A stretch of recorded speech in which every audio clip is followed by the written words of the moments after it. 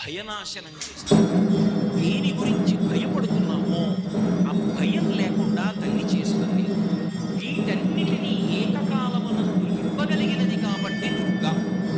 అందుకే ఎక్కడెక్కడ మనలోకి చేరకూడని ఉన్నాయో వాటినన్నిటినీ తీసేసేది ఎవరో ఆ తల్లికి దుర్గా అని పేరు.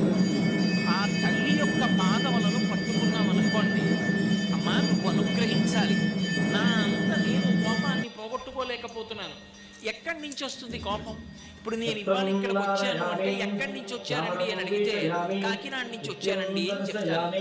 నాకు కోపం వచ్చింది అనుకోండి, ఎక్కడి నుంచి వచ్చిందండి కోపం అని అడిగారు అనుకోండి, ఎక్కడి నుంచి వచ్చిందని చెప్పాలి.